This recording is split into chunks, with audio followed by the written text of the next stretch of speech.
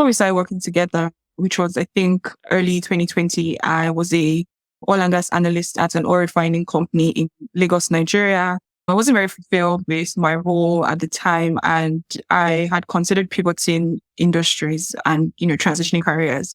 I then decided that, cybersecurity was the space that I wanted to work towards building a fresh career for myself. After I'd answered the question on what career I wanted, my big question was how. How do you make that transition? Not anybody answers that online. Or I just didn't know how to actually make this uh, big plan that I had into a reality that I could wake up to every day. There were just so many weeks I had wasted because I was following generic online advice and it wasn't leading to anything. I think the biggest lesson for me really was just realizing that when you're actually changing careers, especially what you may consider to be such a pivot for a transition from what you are really doing. You can't do that in a silo. You really cannot do that. What you had said and what you were recommending was so different from what I was, seeing online, all the 500 YouTube videos I had watched and bookmarked. But again, you're like, trust me, you're going to get results. And there's so many people saying, get 500 certifications, do however many specializations and work with, tens of technologies. But it wasn't realistic. It was just making me very confused and, running around in circles.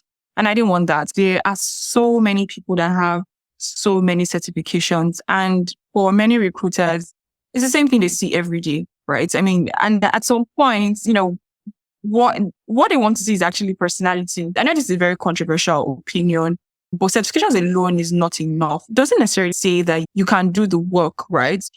But I would say, creating a digital footprint as you're telling your story, showing how you're walking through, certain things, including highlighting the challenges that you are facing, putting all of that, documenting it, and then just saying, here I am, this is what I'm doing, and this is what I'm working towards. It actually makes people understand that you are a problem solver. There's this aptitude that you have, and also an attitude towards, getting the results that you want. So, and I think for many recruiters, that's what they're actually looking for. There's also the soft skills that are equally just important. And nobody wants to hire anyone that will come into a team and disrupt the entire team with, a foul attitude.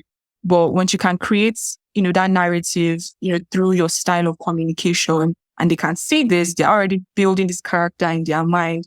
And I remember telling you every single time, messaging you saying, I can't believe I'm getting results this quickly.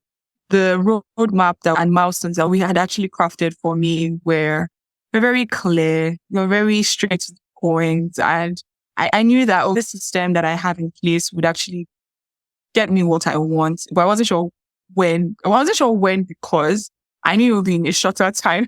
And I think they had set like 4 months that I was going to achieve my results. And I think I got my role in 2 months. And if you're considering working with a coach, Simi didn't pay me to say this, but please work with Simi.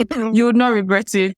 Because what you want is ROI, the return on your investment. You would get that. You would get that with Simi. Absolutely 100%. You get that with Simi.